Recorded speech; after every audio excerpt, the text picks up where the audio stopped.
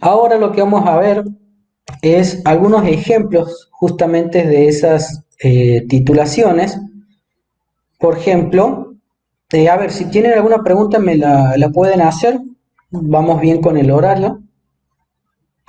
En el ejercicio número 7, 8, 9, 10, incluido el 11, son curvas de titulación en las que ustedes lo tienen que hacer muy parecido al ejercicio que les ha dado la profesora del ejercicio del calcio o lo que les acabo de mostrar del ejercicio 11 con el zinc en presencia de amoníaco. Eso les recomiendo porque ustedes tienen que usar las tablas. Les repito, no van a tener ninguna valor de constantes en las guías y en el examen también van a tener que usar los valores de las constantes de las tablas. O sea, las tienen ahí, tienen mucho tiempo, o sea que les recomiendo que las imprima o que las graben o que las tengan siempre a disposición esas tablas porque siempre las vamos a utilizar. Todas, ninguna es más importante que la otra. Incluso las de los agentes que lo utilizamos como indicadores, ¿sí? Aquí, por ejemplo, nosotros hacemos una determinación ya de manera directa, ¿sí? No hacemos ninguna curva, sino que quiero determinar qué cantidad tengo de calcio y de magnesio en una muestra de agua. Aquí lo que tengo es, la pregunta es que yo tengo que expresarlo como ppm de carbonato de calcio, ¿sí? Yo ya sé que ppm son, por ejemplo, miligramos por litro.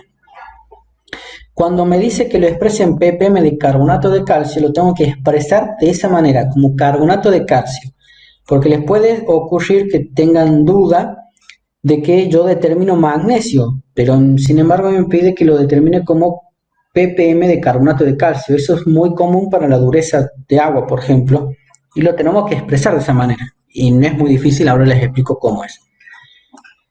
Entonces, tengo dos alícuotas. A la primera la llevo a pH 10, la titulo con negro de cromoté y lo titulo con ETA de 0,02 molar y gasto un volumen de 8,52 mililitros.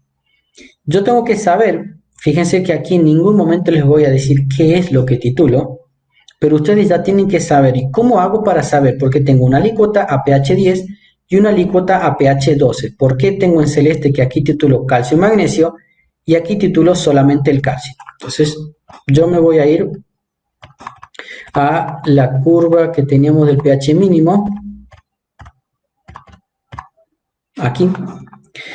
Fíjense que el pH mínimo para el magnesio me dice que es pH 10. La del calcio es pH 12, es decir que a pH 10 puedo titular de manera simultánea el magnesio y el calcio. Las dos las puedo titular. Pero después a pH 12, si ustedes se fijan solamente en este gráfico, también pueden decir que pueden titular el magnesio más el calcio. Pero ¿cuál es la diferencia? Que a pH 12 lo que ocurre es la precipitación del hidróxido de magnesio. Por eso es que directamente se titula solamente el calcio a pH 12 porque precipita el magnesio como hidróxido de magnesio, ¿sí? Ustedes en la guía del laboratorio, para no hacerla tan grande esta, pero sí tienen también las tablas de los KPS, en la guía de laboratorio que la vamos a subir hasta mañana o el viernes, van a tener ahí justamente la forma de determinar estos calcios y magnesios, que es el práctico de laboratorio que vamos a hacer.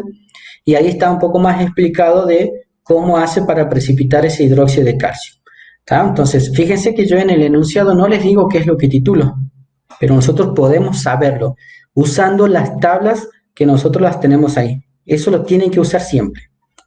Bien, entonces en la primera alícuota, fíjese que yo una vez que defino qué es lo que titulo, lo que me queda es un cálculo muy simple, porque para este caso particular de complejometría, la reacción con ETA siempre es 1 a 1.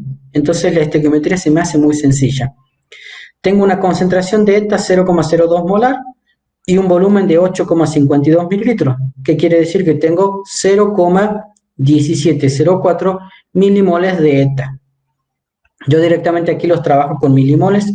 Si ustedes lo quieren trabajar con moles, lo pueden hacer, no hay ningún problema.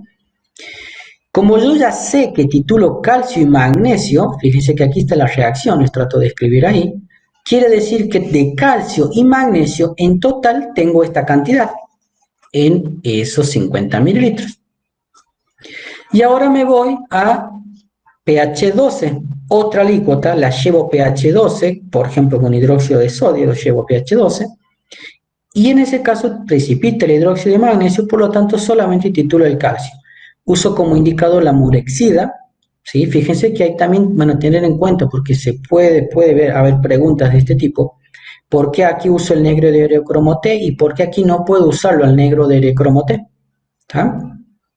Simplemente es porque nosotros tenemos un equilibrio ácido-base de cada uno de estos indicadores también. Es el equilibrio, ya lo han visto, fíjense en las páginas anteriores que a pH 12 no es conveniente el negro de Erecromoté porque el cambio de color entre el complejo y el indicador libre no hay mucho cambio, entonces no me sirve como indicador. En este caso gasto 6,24 mililitros de ETA, con lo que se obtiene 0,1248 milimoles de ETA. En esta titulación solamente ya hemos dicho que teníamos calcio, entonces estos moles que yo tengo de ETA son los moles que tengo de calcio. Como la alícuota es la misma, y eso hay que tener mucho cuidado, la alícuota en este caso es el mismo volumen, entonces directamente puedo restar esta cantidad con esta cantidad para obtener la cantidad de magnesio, que es lo que ustedes tienen escrito aquí. Y obtengo este valor de milimoles de magnesio, que es 0,0456 milimoles de magnesio. Ahora bien, esos estaban en una alícuota de 50 mililitros de esa agua que yo estoy analizando. Al agua previamente no le he diluido ni nada, ¿sí? Entonces, en un litro, o sea, a ver, en 50 mililitros, volvamos, de calcio tengo 0,1248 milimoles de calcio y de magnesio tengo 0,0456. Como mi pregunta es miligramos por litro, que es un ppm, yo tengo que pasarlo a litro. Entonces, en un litro hago el cálculo para saber, esto está en 50, en 1000 cuánto, y obtengo esta cantidad de calcio y esta cantidad de magnesio. Y ahora viene lo que podríamos llamarle distinto, porque fíjense que me dice que no me pregunta los milimoles o la concentración de calcio y de magnesio, sino que me pregunta las partes por millón de carbonato de calcio. Entonces, yo sé que el calcio con el magnesio, los dos tienen una estequiometría 1 a 1 con el carbonato de calcio o carbonato de magnesio. En este caso, que fíjense en la primera parte, en esto que está aquí, si tengo esta cantidad de calcio, quiere decir que tengo esa misma cantidad de carbonato de calcio. ¿Sí? Eso pasado a gramos y luego como concentración, porque estoy hablando de un litro, me queda que tengo 249,6 ppm de carbonato de calcio. Ahora cuando me voy al magnesio, como el magnesio y el calcio son metales que tienen dos cargas positivas, los dos forman la misma estequiometría con el carbonato de calcio. Fíjense que yo aquí no es un error, sino que está escrito a propósito, dice carbonato de calcio. ¿Tá? Es decir que yo, como tengo magnesio, puedo decir que tengo la misma cantidad de calcio. ¿Por qué? Porque me pregunta de esa manera, ¿no? Entonces tengo esa cantidad de ppm de calcio. Sumo esta, la que se debe al calcio y la que se debe al magnesio, y me da la dureza total, que no sé si se ve, pero de todas formas tienen la respuesta en la guía, es 340,8 ppm. ¿Sí? Entonces este es un ejemplo de cuando nosotros usamos una titulación directa. Es decir, fíjense que aquí no he utilizado ninguna titulación de retroceso ni nada, simplemente he hecho una titulación de los cationes, los analitos de interés con el ETA. Obviamente que sí hay que tener en cuenta que a pH 12 he utilizado una reacción de precipitación, si se quiere, para enmascararlo al magnesio, ¿sí? Ahí uso el oxidrilo, entonces lo enmascaro, entonces el calcio, el ETA, perdón, no lo va a sacar de ese precipitado al magnesio. Eso les quiero que les queden claro cuando ustedes transforman lo que es magnesio a calcio, fíjense que siempre es lo mismo, porque es un magnesio, es equivalente en cargas al calcio, ¿sí? Entonces, si yo digo que tengo esto de magnesio, puedo decir ya de manera teórica que tengo esa cantidad también de calcio. Eso ustedes van a ver que van a tener para el práctico de laboratorio una dureza debida al calcio, que es esta, y una dureza debida al magnesio, que es esta. La suma de ellas dos me van a dar la dureza total del agua.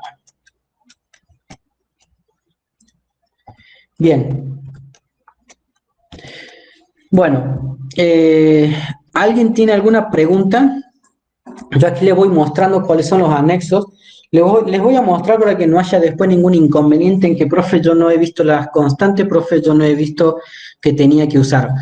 Y se los voy a repetir todas las veces. Ustedes van a usar de aquí en más las tablas. Nosotros no les vamos a dar los valores de constantes, ¿sí? Entonces, fíjense, ustedes tienen los valores de alfa, perdón, los valores de alfa los tienen aquí, tabulados a cada valor de pH.